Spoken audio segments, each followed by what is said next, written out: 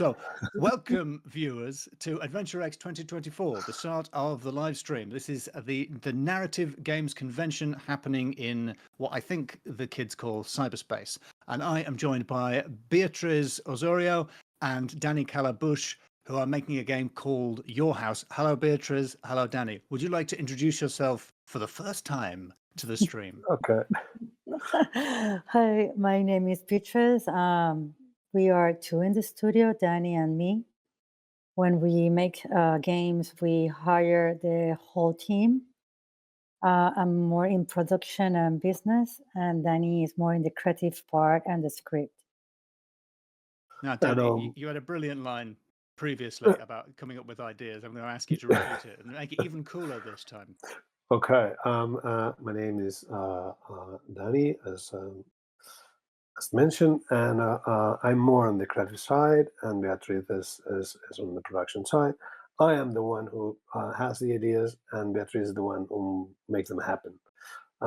Ideas are worthless if you don't make them happen. That's why we need each other. That's why we make such a good tandem. Sounds like a fantastic team. And the game we were just talking about, I think people heard some of what we were talking about. We were talking about the game's roots in the interactive fiction of the 80s and 90s, games like Infocom, which the Infocom games, which used to give you sort of fantastically detailed manuals, and your aesthetic is a sort of pulp noirish comic book that looks, it's flat colors, and you can see the hatching of the ink, and it looks fantastic. And you were talking about how you're trying to how you're moving on from the conventional text adventure into something which, is it a book? Is it a game? You're hoping the players are going to answer that question.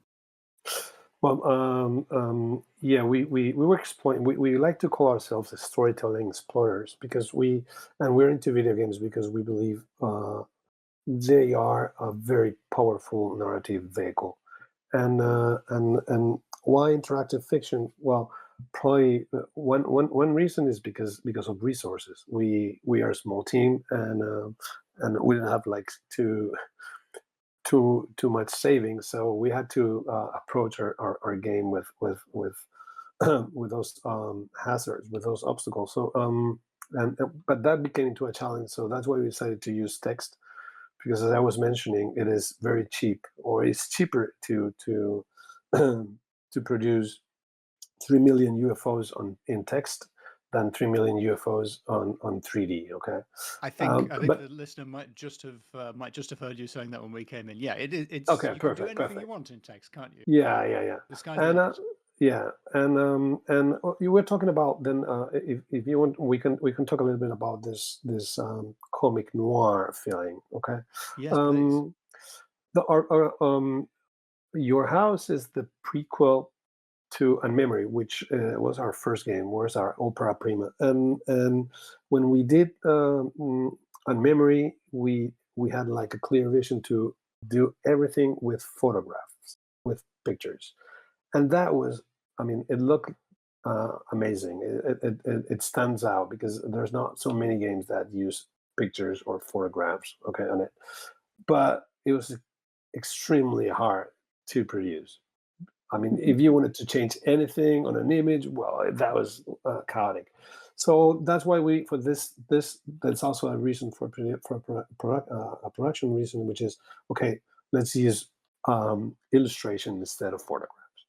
The reason why we chose also this noir is because the story is mystery driven. It's a detective story. It's kind of dark, but we wanted to also to establish a link between both, and we like the style of Daniel Calabuig, okay, the comic, and if On Memory was partially inspired by the world of Ghost World, okay, here, and this is something that I just learned like about 2 weeks two weeks ago. This could be also inspired by the latest Daniel Calabuig comic, which is Monica, okay? Because it's about a girl who's looking for her lost mother and father, okay? That was our inspiration, Daniel Calabuig, and as you said, pulp comic and noir comic. Now, the game is set in the 1990s, which I have to keep reminding myself is ages ago. That's quite a long time ago now. It's really the past. So this is a vintage retro game set in the time that I was a child. And you're dealing with a medium, interactive fiction, which has been around for a while. So let's say theoretically there are younger people watching who might not know who might not get the references I was making to Infocom and things like that. How do you explain the game? What's the hook, I suppose, for somebody who's coming to it completely fresh? Well, I mean, regarding younger people, our experience is that whenever they see text on the screen, they just go away. I mean, it's like Really? it's Because in a yeah. I way, we mean, spend so much time on social media. We're all playing a big interactive fiction game, yeah. quite a lot. But I suppose there's pictures as well. Well, what I mean is that whenever you're, for example, more in a live event and you see like people wondering, trying to, okay, which game are they gonna pick to try? Uh, Ours is the latest one. I mean, it's like, okay, now you're telling me that now I have got to sit, but the thing is that once you get into it, you want more of it. You get this sense of immersion is incredible, and they and once the demo is finished, they want more, and well, I mean, sorry, I have to tell them that we're sorry, but there's no more, and so they go and pick some friends and come, and then at the end of the day, we have a queue. So might be at the very beginning might not be appealing, but once you get into it, it is very immersive, and people really like it. So I would like to say, uh, yeah, try it. Okay, you might not like it, but that's when you're young. Maybe you don't like beer, but as you get older, you start liking beer. Well, this is kind of like Yeah, the game is like something. olives or beer or Yeah, anything. Yeah.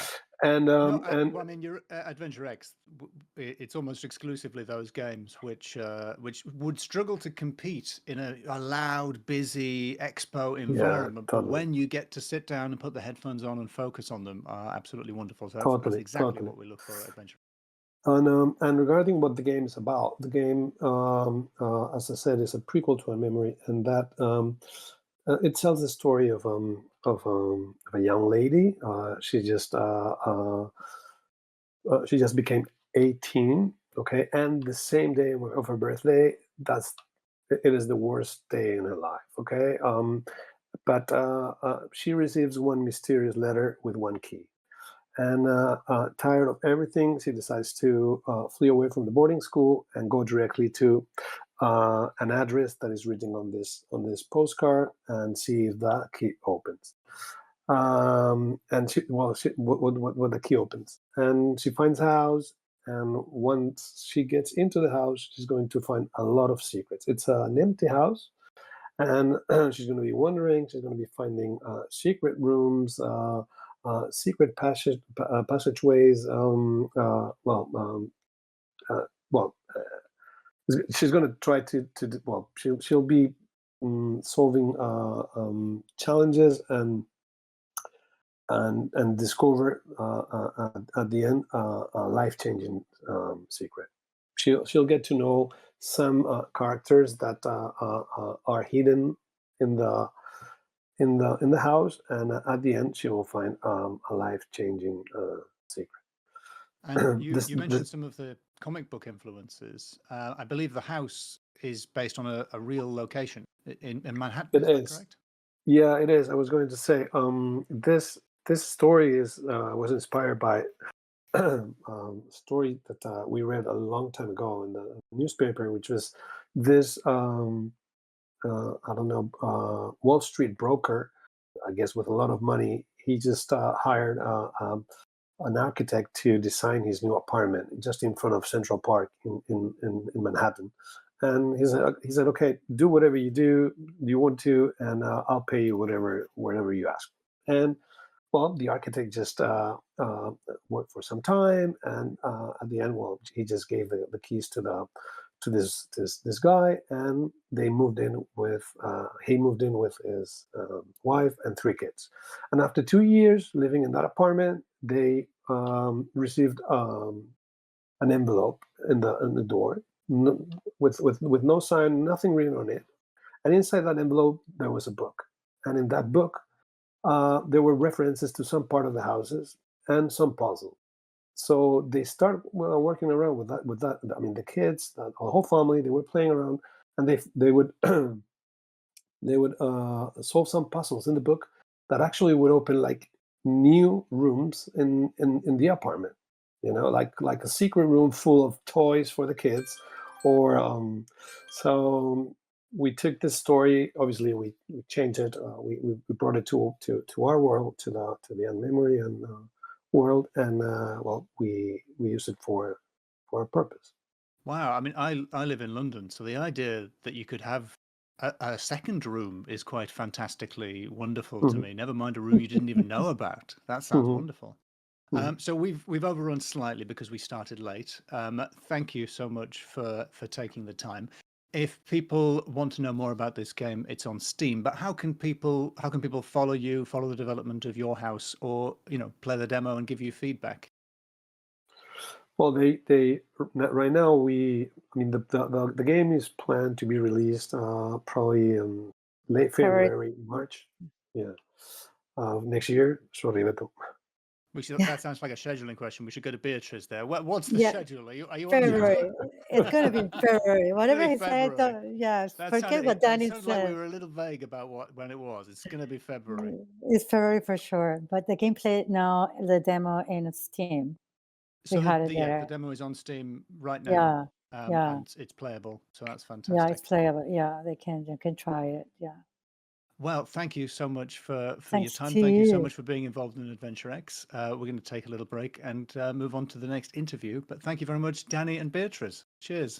Thank Thank you. you. Cheers. Bye. Bye. Bye, everyone. Bye.